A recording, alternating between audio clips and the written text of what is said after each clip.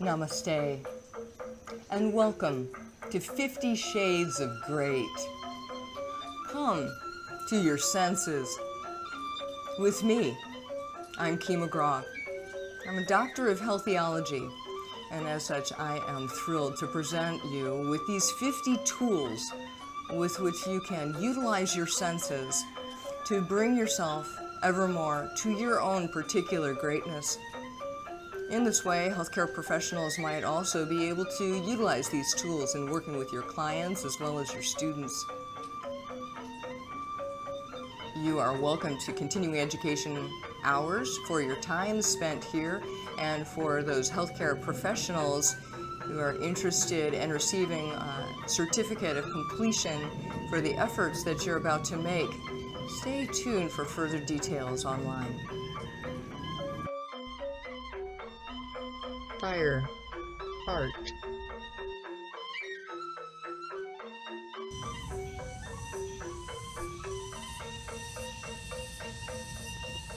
As we continue along the path of fire and wish to experience locomotion now as it applies to the heart chakra, we find that there's a tremendous uplifting benefit of backbending as well as twisting. So utilizing these important tools from the path of Hatha Yoga as we have a desire to experience locomotion and the stimulation of the heart center, we start to shift into some gentle movements, opening through the chest, opening through the heart, and please taking all of this at just your own right pacing.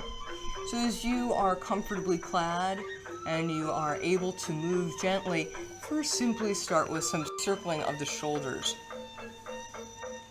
Make sure that the shoulders are feeling good and able and strong enough to support you as we come into these practices. And then simply take a gentle turn to your right side, still maintaining the spine long and neutral, as well as the breath free and deep. Then you can release and come back through center, and just taking the gentle twisting to your second side, and still maintaining the spinal length, drawing the head back, especially as we turn to the left side, where our unconscious tendencies are to round over and to congest through the chest. And as such, release from here and come back into the center. And now these actions you could simply take throughout your day, whether you are at work or at home, whether you are even driving a vehicle safely. You might find your way into simply circling through the shoulders and allowing yourself a little movement of gently twisting in one direction and the other. But as the space is able for you and you can move a little bit more completely, I'll have us next take these movements into a little bit of deeper action, turning sideways so you might be able to see more completely.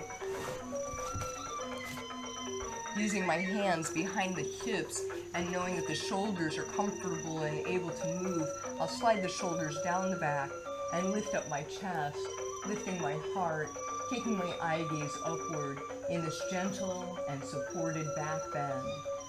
Doing so, we can breathe freely, deeply, and more completely. And as you feel comfortable, you might be able to take your way into the practice just a little bit farther. Note that my pelvis is still vertical, so that my low back is being supported in lifting the ribs, and shoulders still descending. And one more breath here. Then as you release, you can come up and back into your neutral position and just pause and feel the lingering effect that the back bend has on the neutral posture, so bringing you ever more upright. From this position, we might take a little bit of a deeper twist. Now crossing your left leg over the right and still maintaining two sit bones well grounded. Lift through the heart center as you begin to turn to the left side. Breathing as you're reaching through. Now, tightness in the hips might make it such that you are unable or unhappy to stay there in that way. As such, another variation could be for you to extend your right leg outward as you cross the left leg over. Certainly along the path of Hatha Yoga, there is a variation for everyone, and finding just that right amount of challenge so that you can twist, experience the locomotion, and the greater benefit to the heart center. And then releasing, come on back through center, shake the legs out a little bit. And of course, we'll consider turning to the other direction. As you do, you can simply keep the left leg now under and that right leg over. Two sit bones completely grounded as you lift up through the chest and start the rotation through the spine, looking to the right. And breathing as you're reaching it through. But don't pause to back up if you need to. If the two hips are not on the ground, or if there's any pain in the joints of any variety, especially the knees or ankles or hips or low back, you can simply stretch out your underneath leg and find that variation that's just right for you. Still maintaining the spinal length as we're twisting. And just one more breath here. And as you release from the posture, come back through the center and extend the two legs away from the hips. Allow yourself to just experience the changes that are taking place. Gradually and progressively, these back bends and twists are becoming a little bit more challenging. As such, pace yourself and work with what is just the right amount of effort for you for today. In this way, we'll consider next the fish position as I take my hands onto the ground by my hips and my elbows back underneath the shoulders with the legs outstretched. This is the base position from which we'll start to lift up the chest, puff up the gills rather, as a fish might. In doing so, we can allow the head to come back, extending through the neck, but avoiding the hyperextension that would distort my ability to speak to you, and it would also distort your ability to breathe well. And just one more breath as you're here. Then as you release, pressing down through the hands to draw your way back and up into the vertical position. We'll try that fish another time with a further variation that might be more challenging for you. And start again with the elbows back onto the ground, and pressing down the elbows, lift the chest. Over time and with flexibility, the head can come to the ground as you're still able to breathe and speak.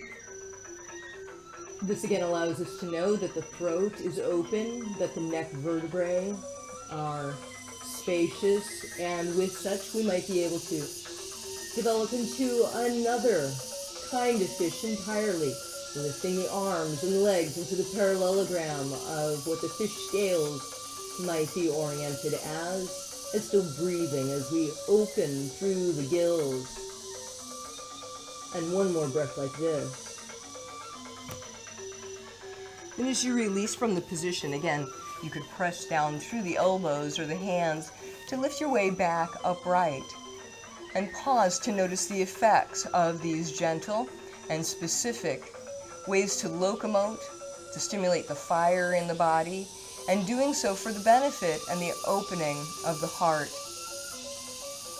Certainly as we develop more completely, you might consider making use of the traditional bridge posture, in which I'm taking my feet onto the ground and then lying back down on the ground and pressing and lifting my hips up, but still keeping my hips evenly horizontal.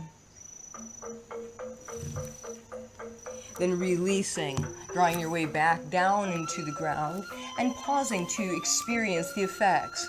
Making sure that that's feeling okay before you would allow yourself to go even farther or deeper in the movements. The next approach will be, again, the Setubandha Dhanurasana, or the supported bridge posture. In doing so, I'll change my facing so that you can see the posture perhaps from an angle that you're more familiar with, and we might add the challenge of lifting up one leg at a time while we're in the pose.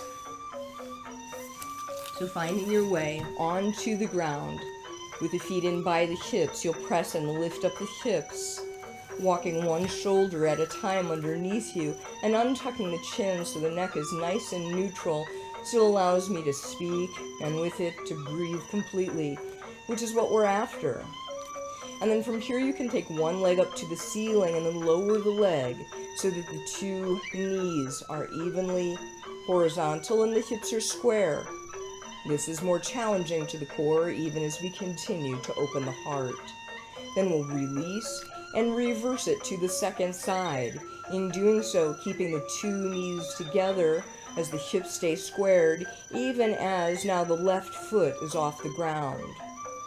Then as you release from the posture, you'll come back and down onto your back and allow yourself to hug the knees into the chest. Pausing just for a moment to feel the effects, feeling the experience of locomotion as it applies to our ability to open the heart. On the strength of these back bends, we'll bring our way into the more complete expression of back bending, an Urdhva movement into the full wheel position. In some approaches, it would be called chakrasana, and as such, let yourself work at your own pacing. With your feet down by the ground and pressing and lifting the hips up, and use the hands by the shoulders to press and lift up the chest, the heart, and releasing the head back, enjoying the back bending sensation as it's just right for you. For those of you who wish to move into full back bending, but may be challenged with it, might simply allow yourself to drape back comfortably over your bed's edge so that you can receive the partial inversion as you open your heart. And from here, we'll release back and down.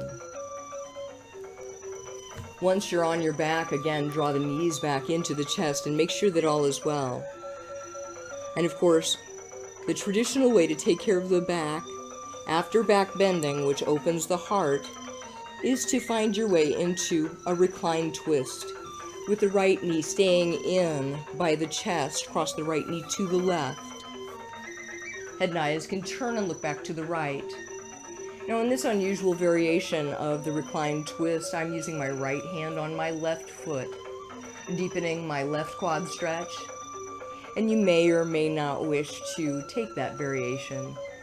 Simple recline twisting will give you an opportunity to lengthen the spine and to feel how your heart's had a chance to open, and as such, one more breath here.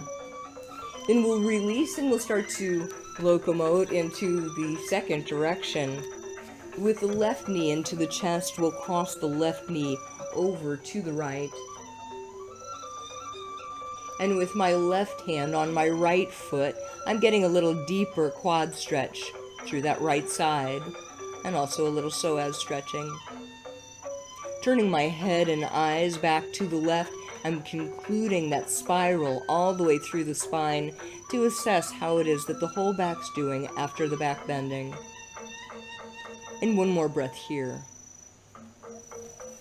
And then as you release from the position, you can draw your way back onto your back.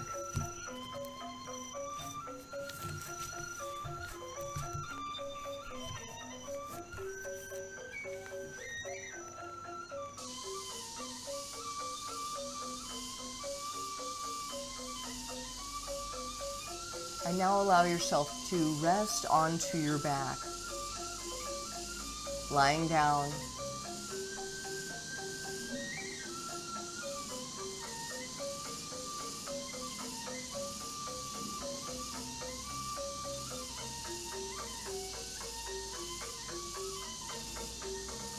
And you're welcome to stay as long as it's right for you, so that you might integrate the energy that's been freed up from the use of this one particular tool.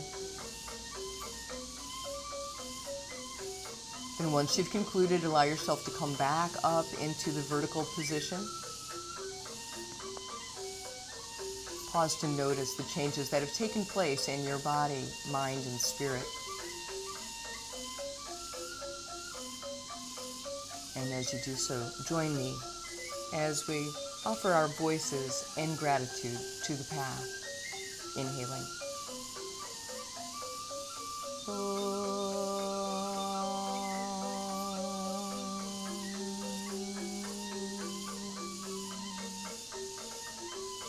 Hari Om. Shanti, Shanti, Shanti. Let's be with the peace that's deep within. Joy Bhagwan. And Namaste.